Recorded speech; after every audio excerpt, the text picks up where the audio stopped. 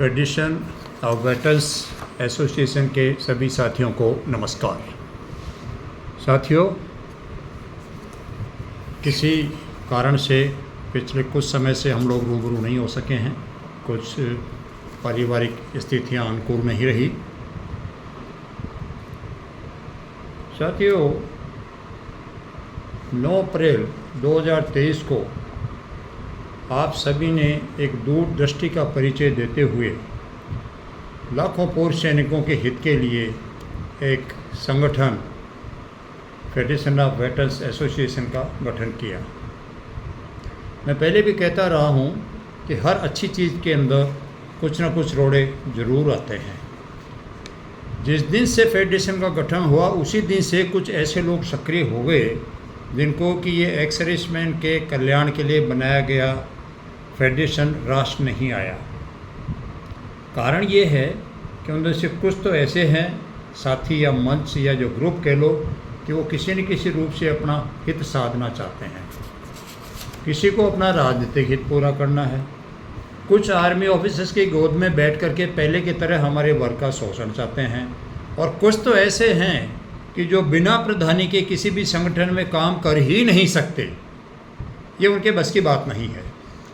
इन लोगों के मंसूबे पूरे करने के लिए इन लोगों ने विभिन्न प्रकार के हथकंडे अपनाए, फेडरेशन को कमज़ोर करने की कोशिश की, लगातार झूठे वीडियो और पोस्ट डाले जिसमें इन्होंने बखान किया कि जंतर मंतर पर बैठे लोगों को लेटर ड्राफ्ट करना नहीं आता, सरकार इनकी सुन नहीं रही है, चंदा खा रहे हैं, अध्यक्ष को पावर नहीं है, इनको रैली की इजाज़त नहीं है, और भी बहुत सारे अनर्गल प्रलाप बुरी तरीके से किए इन लोगों ने।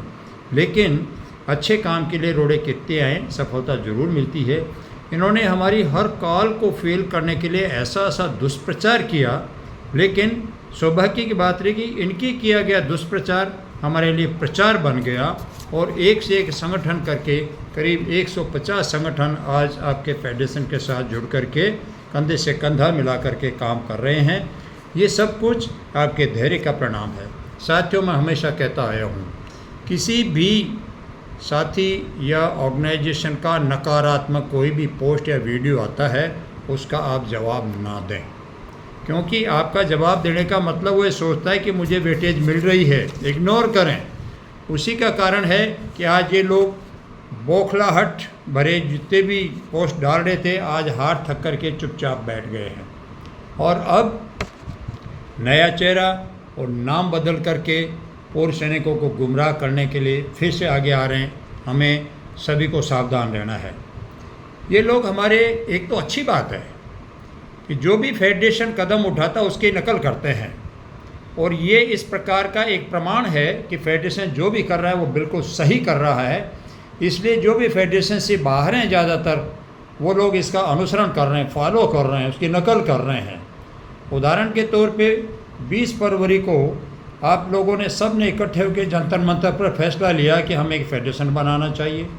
उसकी नकल करते हुए बौखला करके इन्होंने 12 मार्च 2023 को किसी की महत्वाकांक्षा पूरी करने के लिए यूनाइटेड फ्रंट की घोषणा कर दी, जिसका न कोई विधान है, न किसी संगठन को समान प्रतिनिधित्व है, न किसी भी निर्णय के लिए किसी से सहमति लेने की आवश्यकता है और न ही शायद इनके ग्रुपों के अंदर भविष्य में कोई चुनाव की संभावना है।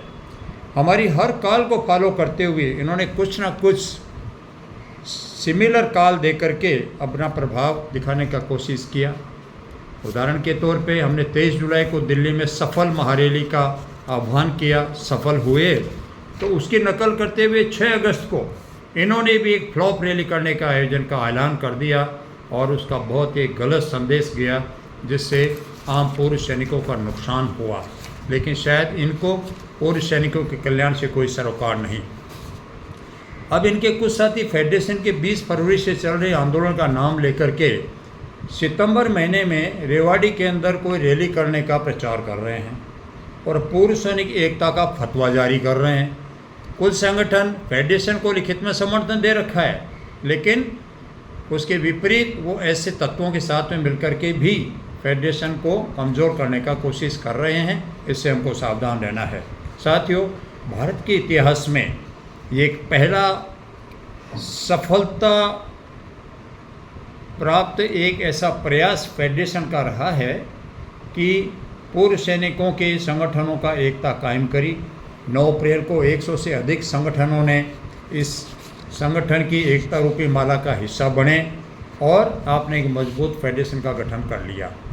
इन तथाकथित पूर्व सैनिकों की एकता के ठेकेदारों को फेडरेशन में करीब 150 से अधिक पूर्व सैनिक संगठनों की एकता नहीं दिखाई दे रही और ये चाहते हैं कि उनका नेतृत्व स्वीकार कर लो और इतने एक मजबूत जो फेडरेशन बन चुका है उसको अस्त व्यस्त करो। और वो लोग हैं जिनका कोई विधान नहीं है, कोई विजन नहीं है, कोई उनकी एजीएम नहीं होती, कोई उनके चुनाव नहीं होते, बस केवल और केवल उनकी प्रधानी कायम रहनी चाहिए। इनको सभी संगठनों को फेडरेशन में समान प्रतिनिधित्व मंजूर नहीं, आम सहमति के निर्णय स्वीकार नहीं। इनके मंसूबे पूरे करने दो तो आप बुद्धिमान हैं, नहीं तो आप पूरे नासमझ कहलाओगे। पिछले करीब 4 महीनों में आपके संगठन सदस्यों ने अपना भरपूर सहयोग देकर आंदोलन को आगे बढ़ाया है और हमारा धरना बदस्तूर जारी है, आगे भी फिलहाल जारी रहेगा। साथियों, फेडरेशन कभी भी झूठ का सहारा नहीं लेता। रैली में भीड़ इकट्ठी करने के लिए किसी प्रतिष्ठित हस्ती का नाम का सहारा नहीं लेते। हम लोग सरकार से बैकडोर की बातें करके गुमराह नहीं करते, ना ही सरकार द्वारा कुछ मांगे घोषणा कर दिए जाने की अननेसेसरी कोई घोषणा करते हैं और न ही किसी प्रकार का झूठ परोसते हैं। केवल और केवल हमारे अभियान सभी सच्चाई के ऊपर आधार थे, सब कुछ पारदर्शी था, इसलिए हमें सफलता मिलती जा रही है। ना तो हम किसी संगठन में कोई कमियां गिनाते हैं, ये फेडरेशन का हिस्सा नहीं है, ना ही हम